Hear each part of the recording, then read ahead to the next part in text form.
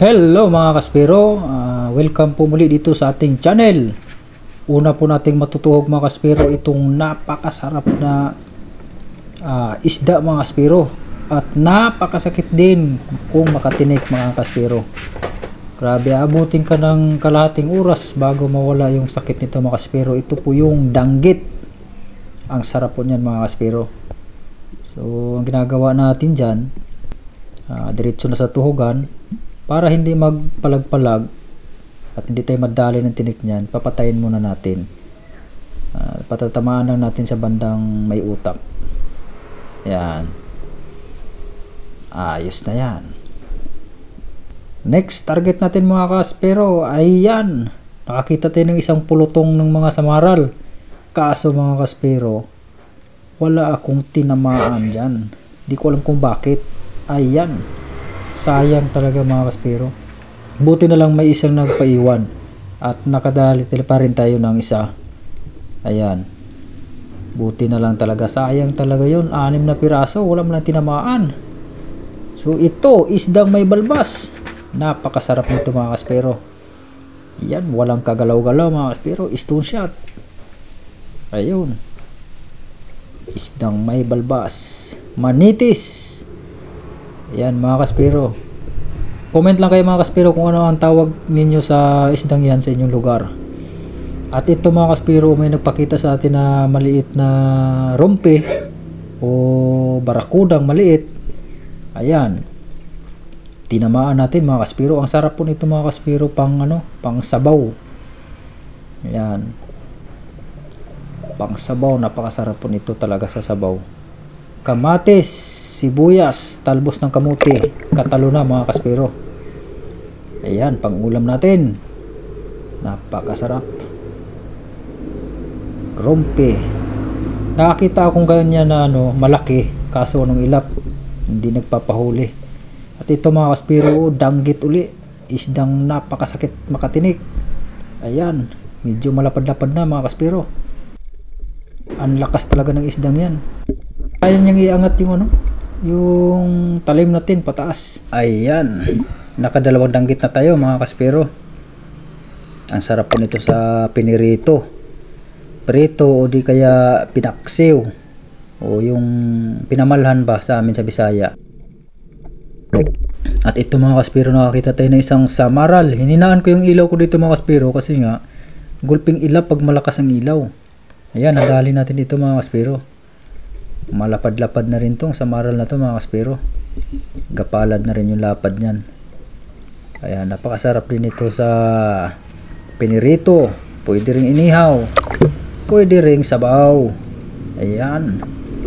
At ito mga kaspero, dalawa danggit. Nalilito ako kung alin ang titirahin ko dito. Parehas naman ang laki. So dito na tayo. Walang tulak kabigin. Kaso nga lang, pagpana ko sa isa mga kaspero, kumaripas na yung isa. Wala na. Hindi na natin nakuha yung isa nun. Hindi natin nahanap. Pero di bale, nakadali naman tayo. Hindi kagaya kanina talaga doon sa samaral na 6 na piraso, walang natamaan. Buti na lang may nagpaiwan na isa. Kaya tayo nakadali. At ito mga kaspero, nakadali tayo ng bisugo. Isdang napakasarap sa sabaw. Sinabaw mga kaspero. Ito bisugo. Ang sarap ng isdang yan mga kaspero. Napakasarap pang sinabaw, pang prito. Napakalasa ng isdang yan mga kaspero. Ayan. Medyo katamtaman lang yung laki, pero goods na yan mga kaspero. Ayan. Bago ito mga kaspero, magpakita sa atin na emperor fish. Yan. Dugso, long nose emperor mga kaspero. Ayan. Medyo may kalakihan na rin mga kaspero. Ayan. Napakasarap ng isdang yan. Nasa 350 po ang kilo niyan mga kaspero. Ang isdang yan. Pag puro ganyan, medyo tsamba tayo. Ito pa isa mga kaspero. Dugso. Ayan. Pag mga ganyan kalalaki lang mga kaspero, yan ang bilihan niya. Nasa 180 hanggang 200 o hanggang 250 ang bintahan yan dito sa amin. Iwan ko lang sa ibang lugar. So ito mga kaspero, danggit ulit, patatlong danggit natin. Ayan, sapul uli. Napakasarap ng isdang ito mga kaspero. Ayan, kaso nga lang, pag natinik ka naman talaga niyan, kalahating oras ka rin iindahin yung sakit. Kalahating oras mo iindahin ang sakit yan. Bago ito mga kaspero, dalawa. Iyan, sapul, isdang may balbas, manitis. Harvest tayo ng manitis ngayon mga kaspero. Lumalabas talaga yung mga ganitong isda kapag yung buwan ay papunta na sa new moon, pa-new moon na yung buwan. Yan, lalabas yung mga ganyang isda. Ayan, ito isa pa. Dalawa mga kaspero. Nalilito ako kung alin ang papanayin ko. Kaya ang resulta, naunahan na tayo. Nakaiwas na bago pa natin nakalabit yung gatilyo. Ayan, sayang. Bago nagpakita ulit sa ating mga kaspero, ang problema, daplis pa rin yung tama. Nakawala sa pangalawang tira natin mga kaspero. Talaga namang yung kamay ko ay wala ng pulso. At sa patatlong pagpakita niya mga kaspero, hindi na natin nayaan pang makawala. Sapol na natin mga kaspero, stone shot. Yan, yung tama niyan mga kaspero, yung tama nung una natin tira kanina, ay yung pangalawa natin tira, sablay. Ayan, o ito pa isa mga kaspero, isdang may balbas uli. Ayan, harvest tayo ng manitis. Napakasarap na isda ito, first class na mga isda. Ayan, ito mga kaspero, ang laki sana itong katambak na to, kaso nga lang mailap. Dito na lang tayo at walang kagalaw-galaw. Tuhog kang manitis ka. Yan, headshot mga kaspero, wala nang kapalag-palag. Kung mga ganyan lang sana yung ating mga patama, wala sana makakaalpas sa atin. Ang daming nakakawala, puro sablay ang tama.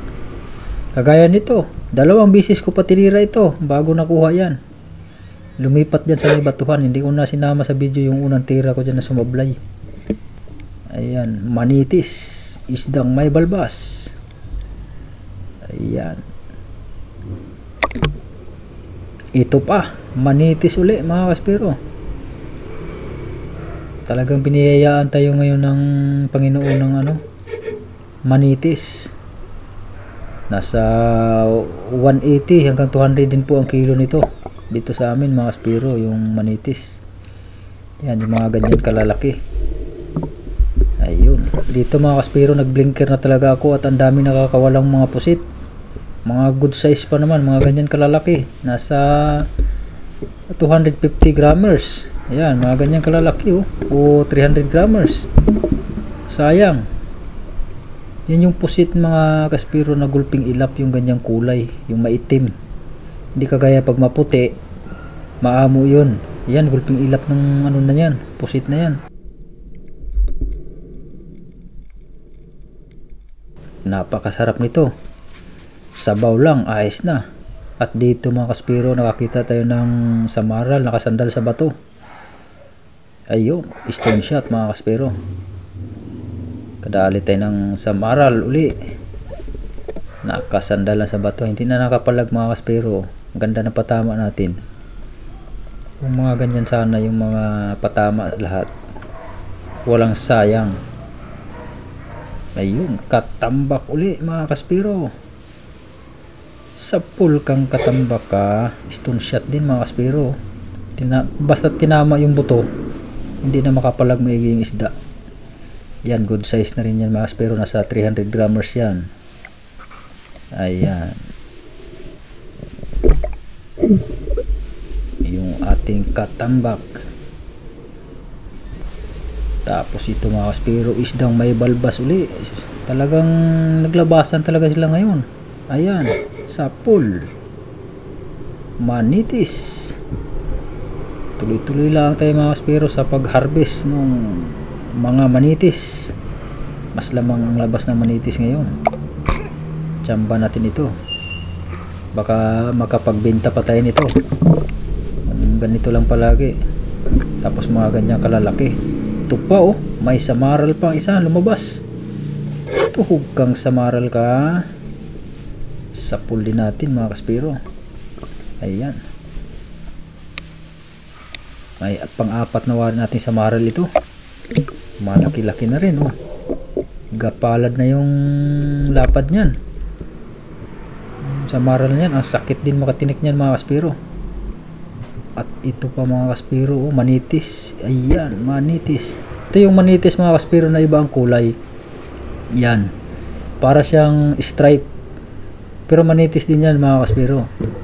Yan. Ibang uri lang na ano, manitis. At ito nga pala mga kaspero yung aking huli. Ayan. Medyo pinalad ulit tayo ngayon mga kaspero. Kahuli tayo ng malaki-laking barakuda o rumpi, batog. Ang daming tawag nun mga kaspero. Pangsabaw. Bago may bisugo pa tayo, meron tayo samaral, meron katambak, kompleto mga kaspero. Tapos meron tayo isang pirasong pusit. Ayan. So yun lang muna sa ngayon mga kaspero. Maraming salamat po sa suporta niyo sa ating channel. Huwag kalimutang mag-subscribe mga kaspero.